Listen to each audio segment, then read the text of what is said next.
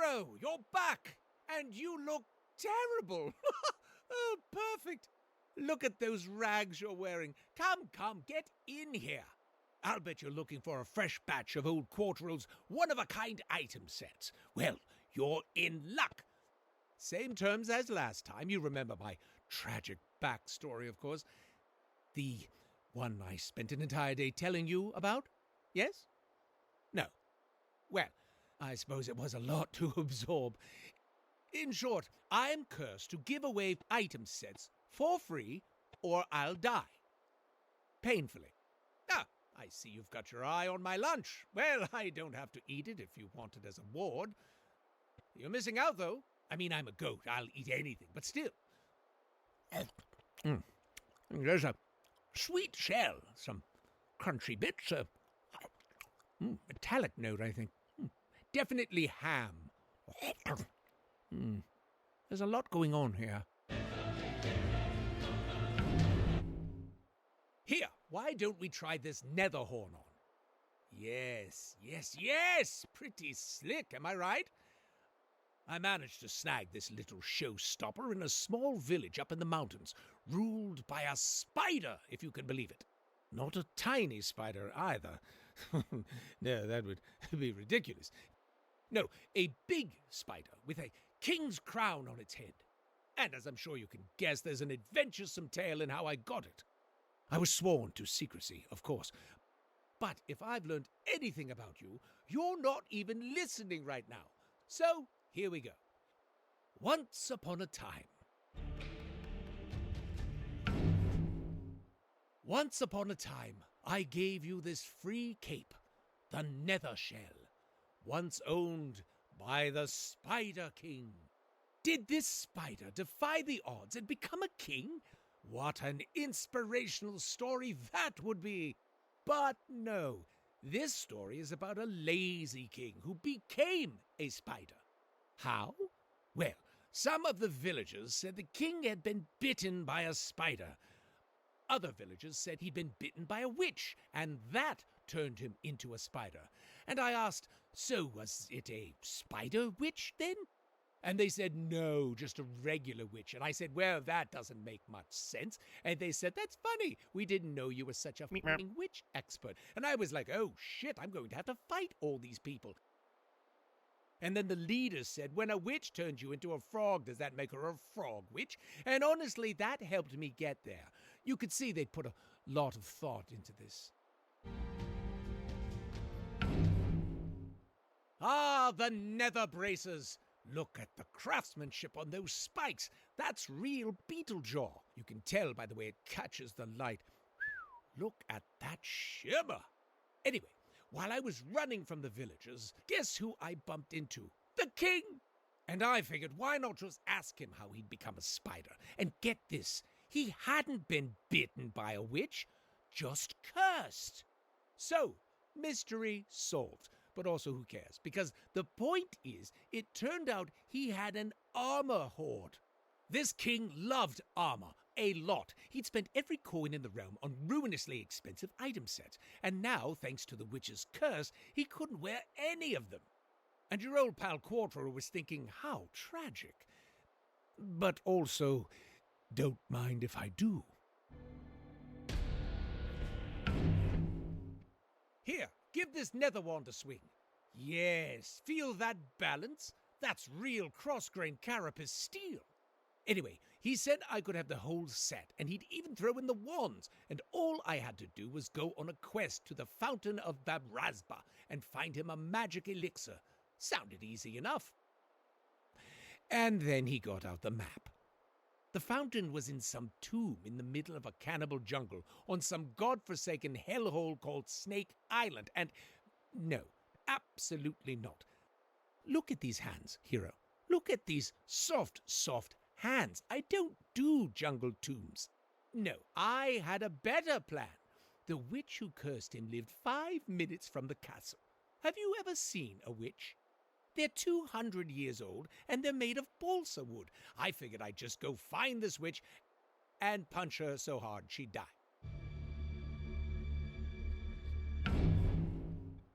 And there's the other nether wand.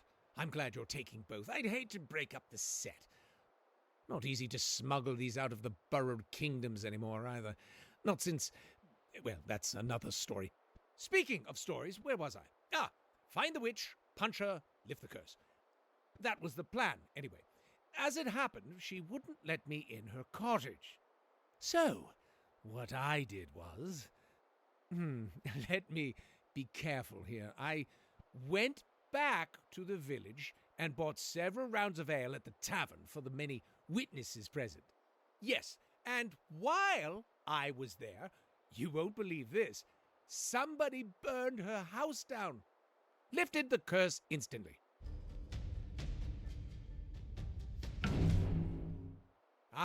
The molten maw.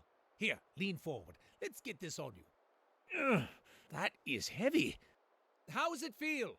Can you see me out of the eye holes? You look really evil, by the way. I can't tell what face you're making under there, but from here, you look terrifying. Also, legally, I feel like I should be very, very clear about that last part I told you about the witch's house burning down while I was somewhere else with countless witnesses present. I don't think the witch is dead. No, hero. Are you kidding? That would be murder. No, I think she lifted the curse, moved to a different town, and changed her name.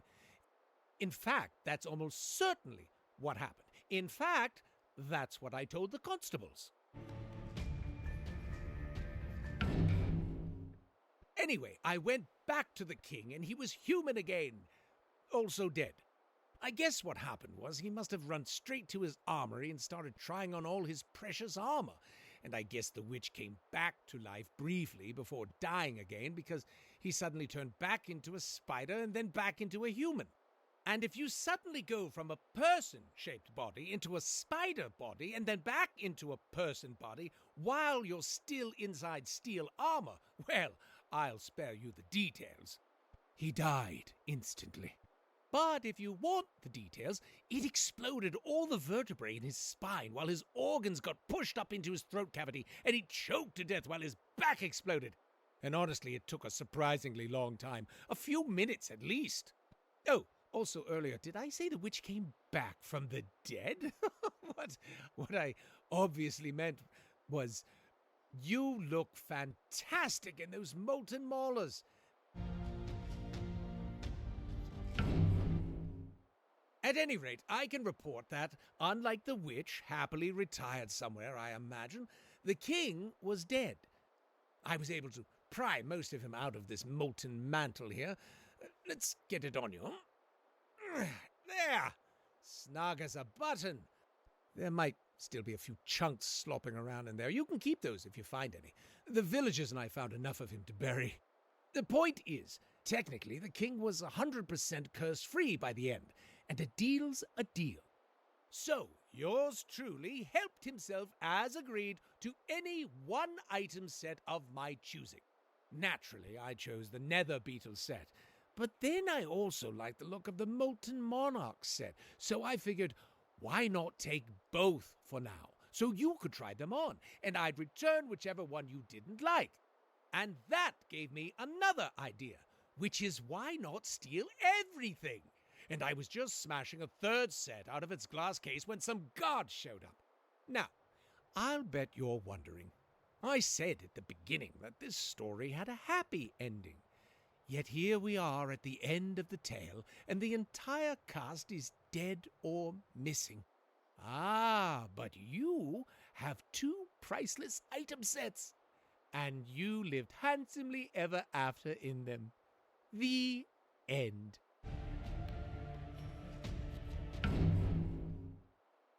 The Ember Enforcer. Go ahead, try it on. I know it looks like it's on fire. That's because it is on fire. But most of the heat radiates outward, so once you've got it on, that should be the worst of the burns. Funny story behind this item set. I actually obtained it while trying to get my hands on a different set at Ultimere University. I'd tried sneaking my way into the university disguised as a professor. Welcome to class, you there, read that book, good, and so on. I hadn't counted on a gem of true sight, which was judging every heart in the room for so much as a flicker of ill intent. Well, my heart must have been flickering like the dickens with shitty intentions, because I found myself in the university dungeon before I could snatch a single sabaton. Let's get this armor on you. Ugh, that is heavy. You must be roasting like a duck in there. Well, if it gets too hot, just wave. Anyway, prison. I didn't care for it. I didn't like the cell, I didn't like the rats, or the bed, or the toilet next to the bed, but mostly I didn't like Dodric. He was the jailer. I mean, I get it, it's prison, Quartero's not made of marshmallow jam, but I mean, a simple blanket to keep me warm at night? I had one, yes, but two would have been even snugglier, and there was a whole pile of them in the linen closet. Or the food, hero. A bowl of gruel is literally water and gristle. It would have cost the prison essentially nothing to adopt a bottomless bowl policy. It was like Dodric was going out of his way to make prison as unpleasant as possible. Look at the glowing sigil on this back piece. You know, it's odd. When I look directly at the sigil, it's like it fills my heart with... Oh, what's the word I'm looking for? Despair. That's it. Looking at it fills me with despair. Tell you what, I'm going to stop. Anyway, there I was, rotting away in the dungeon, lying on my filthy mattress next to my filthy toilet, when there on the filthy wall I spotted it. A summoning spell. I could summon a genie.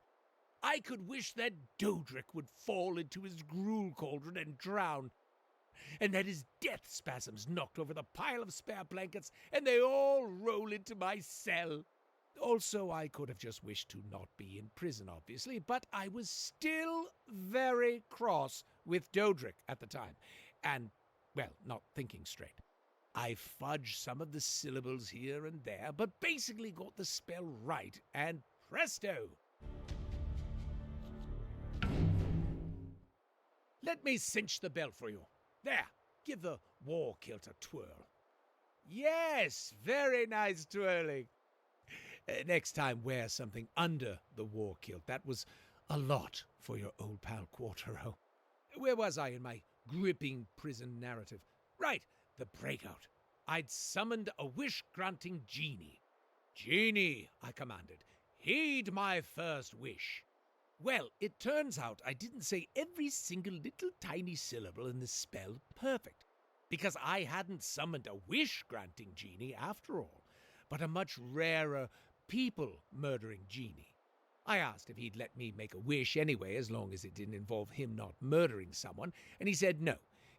In fact, all he wanted to know was which insolent fool had summoned him, because he said he was going to, and I quote, pound out their skeleton and wear their skin like a jacket.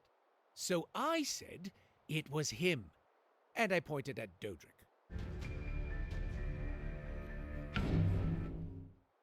I saved the best for last, the Magma Fang. So the best part about this weapon, other than it's a glowing axe the size of a horse, is, look closely. It's not even forged. It's just a massive shard of lava rock. And let me tell you, it cuts through prison bars like a hot knife through a surprised jailer. The murder genie melted the bars, grabbed Dodric by the ankles, and smashed him against a wall until his skeleton came out. Now, technically my cell didn't have bars blocking the way out anymore, but it did have a giant murder genie in ember armor, and he'd just run out of people to murder, so I was hoping he wouldn't notice. He noticed me. So I had a murder genie stomping towards me holding that magma fang, wearing poor stupid Dodric as a jacket. My back was against the wall. What could I do?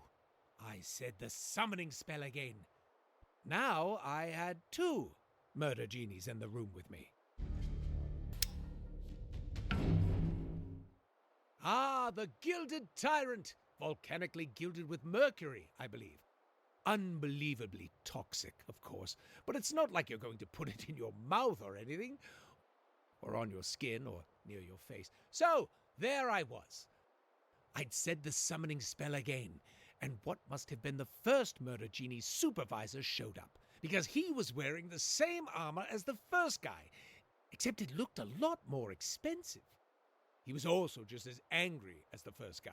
"What insolent fools summoned me? I will pound out their skeleton," all the same stuff. And I figured, well, it worked once, so I point at the first genie and I say, "He summoned you. Kill him." Did it work? It did not. Your eyes aren't deceiving you. Those glowing spikes on the shoulders? Oh yes, that's genuine six-hell crystallized brimstone. Each spike lovingly hammered by hand. Each hand lovingly attached to someone thrown screaming into a volcano after every single spike. Put your ear close and listen. You hear that? That's right, screams of pride, I imagine. At any rate, my clever plan was to use deception to pit the genies against each other. A real comedy of errors, like in those classic plays where a handsome rogue tricks two genies into killing each other. You know the ones. Of course, in those plays, it only works because nobody ever stops to compare notes and clear up the misunderstanding, which unfortunately these genies did almost instantly. Bazroth, the supervisor, and Gricknock, his subordinate, hashed it all out before I was halfway to the door. And if there's one thing genies hate more than humans summoning them, it's apparently lying about it. Because they started telling me they were going to do things to my skeleton that didn't seem possible if done in sequence. They were simply going to have to pick one.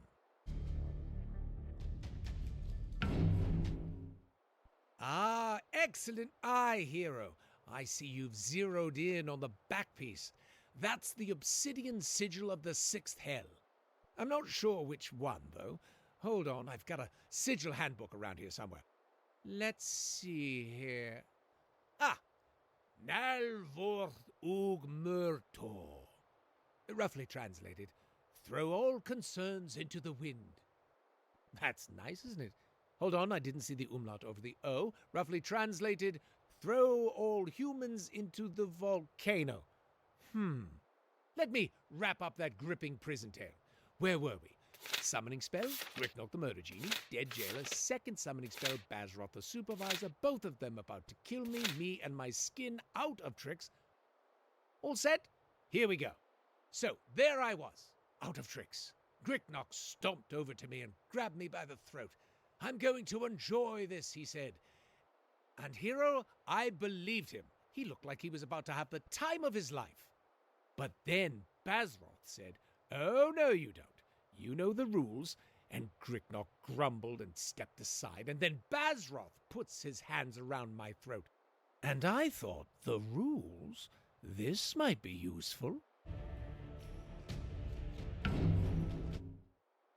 Ah, I see your gaze has fallen on the golden war kilt of Ugmorto. Your eyes have fine taste, hero. Smelted in magma drawn from the six-hell caldera and cooled in the blood of the poor souls who made the shoulder spikes. See that belt sigil? That's not ornamentation. That's a containment rune. Nothing evil, it just, well, you know, keeps everything contained down there. So, why couldn't Gricknock kill me? A very good question, and I needed a way to subtly insert it into the conversation. So I asked, "Hey, why can't Gricknock kill me?" Well, according to Bazroth, every genie is allowed to kill whoever summoned them. That's the rule. And because I'd told Gricknock that stupid smelly Dodric had summoned him, Gricknock got to kill stupid smelly Dodric. I'd summoned Bazroth, so Bazroth got to kill me. I guess that's why it was the first thing both of them asked. So I said, actually, I lied. I summoned Gricknock. I'd done all the summoning so far. They'd killed stupid smelly Dodric for nothing. And the genies didn't say anything after that for a long, long time. And then Gricknock said, "Shit." And then Bazroth, after a while, also said, "Shit." Presenting the Gilded Fang, forged in the black fires of the six-hell caldera, where only the heaviest metals survive. Hauled from the very throat of the vent, its edge cast and hardened in a cataclysm of molten stone, and threaded with vein gold from the mantle of the sixth hell. And that's a lot of technical mumbo-jumbo, but the gist is this axe is cool as hell, and it's yours for free. I'll also throw in the thrilling conclusion to my prison tale. Both the genies seemed to think they were in a lot of trouble, and they were begging me to sign some contract they'd written up on Dodric's skin stating that Dodric had summoned both of them. I gave the contract a once-over. It didn't look like there were any clauses hidden away in the fine print, so I added some. After all, I'd come to Ultimere looking for some gear to steal, and then these two idiots show up wearing six-hell Caldera armor. The shoulder guards alone were worth more than the entire university. So I told them I'd sign on one condition, that both of them immediately get nude. Gricknock looked confused and a little scared, and wanted to know if he could ask why before he said yes. And I said, "Calm down, I just want your armor. Now take your clothes off." And Hero, take their clothes off they did. Stripped right down. Gricknock was a little shyer about it than Bazroth, for good reason, as it turned out. After which I signed the contract, sent them on their way back to Six Hell, and here I am, giving the spoils to you. I hope the harrowing story of their acquisition increases their value in your eyes, knowing as you now do the trials I undertook to get them to— No, I didn't think so. Weren't even listening, were you? No, it's fine. It's late. Take it. I will see you in a few months. Last time I came around, I made sure to give everyone some chances to win free stuff, and the response was unanimous. Every single person was mad. So, this time, Quartero's going to make sure your first antique is an extra super-duper special one. Then it's back to the usual stuff. But you'll get more chances to win it. Last but not least, now you'll get to pick your treasure from an assortment of options. Happy? Everybody finally happy with how I'm giving away all my stuff? Super! Anybody with further suggestions can mail them directly to Quartero at 123 Kiss My Purple Ass Lane.